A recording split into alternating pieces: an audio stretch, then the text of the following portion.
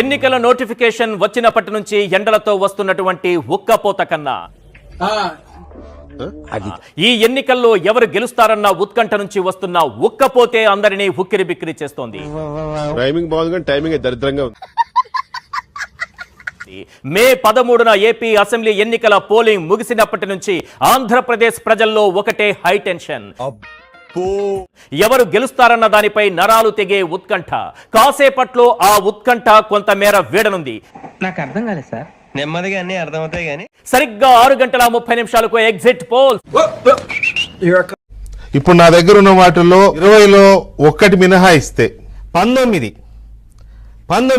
చూడరా ఆంధ్రప్రదేశ్ లో తెలుగుదేశం కూటమి అధికారంలో రాబోతుందని ఎగ్జిట్ పోల్స్ ఇస్తున్నాయి. ఎన్నిసార్లు చెప్పాలిరా మీకు, మనుషులా పశువులా? అసలు షేక్ ఇమామ్ గారి టెన్షన్ లో నేనుంటే మధ్యలో మీ కూడా ఏంట్రా? అటు చూడు.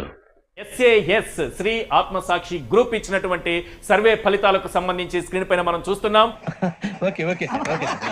వైఎస్ఆర్సీపీ 98 నుంచి 116 స్థానాల్లో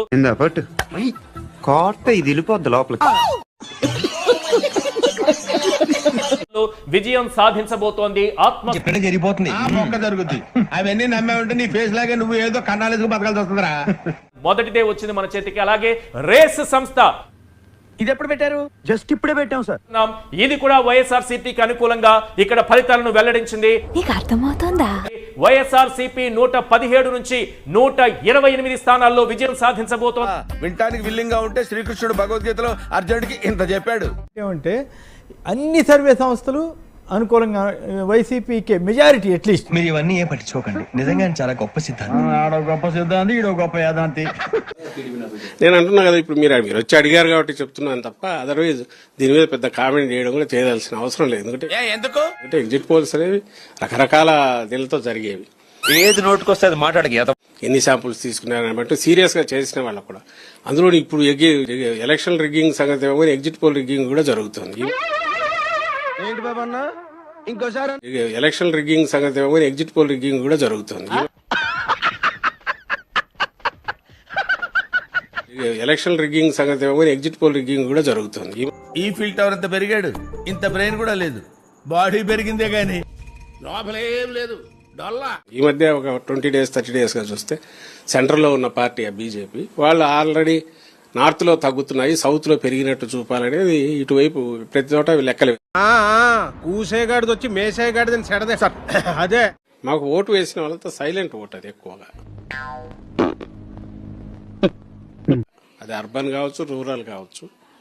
అందువల్ల సైలెంట్ ఓటు కాబట్టి ఈ పోల్స్ లో అంత ఎక్స్ప్రెస్ అయి ఉండకపోవచ్చు, రిఫ్లెక్ట్ ఇవన్నీ వినడానికి బాగుంటాయి కానీ ప్రాక్టికల్ గా వర్కౌట్ అవ్వవు. చూసాను రిఫ్లెక్ట్ అయి ఉండకపోవచ్చు. నిజంగా వాళ్ళు సీరియస్ గా చేసి ఉంటే అవన్నీ రేపు కౌంటింగ్ లో చేస్తాయి. ఇంకా బెటర్ రిజల్ట్స్. ఈ ఫ్యూచర్ నాకు అర్థమైపోతుంది. ఈ ఫ్యూచర్ నాకు అర్థం. వై నాట్ 175 అని చెప్పి అందుకే నేను ఈ సందర్భంగా గట్టిగా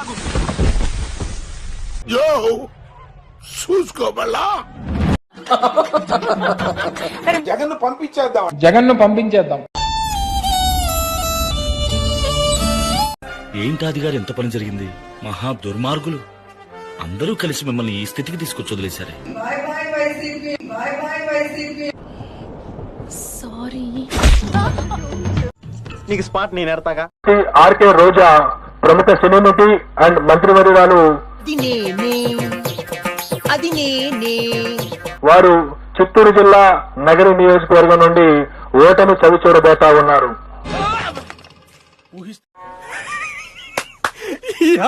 ఏం ఫీల్ ఉన్నది మామయ్య? 20 సంవత్సరాల రాజకీయాన్నైనా సరే పనంగా పెట్టి సవాలు చూస్తా ఉన్నా. ఎందుకు? పల్నాడులో గాని నేను ఓడిపోతే రాజకీయంలోంచే తప్పుకుంటా.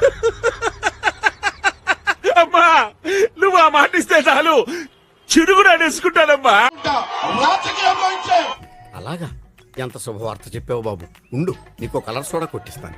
పల్నాడి పౌరుషాల బిడ్డ గడ్డ మీద చెప్తా ఉన్నా, ఏడకు వచ్చి అదే పౌరుషంతో చెప్తా ఉన్నా. మీరు చేసినంత ఎక్స్ట్రాలే కదండి. నేను నర్సరావుపేటలో ఓడిపోతే శాశ్వతంగా రాజకీయాల్లోంచి తప్పు.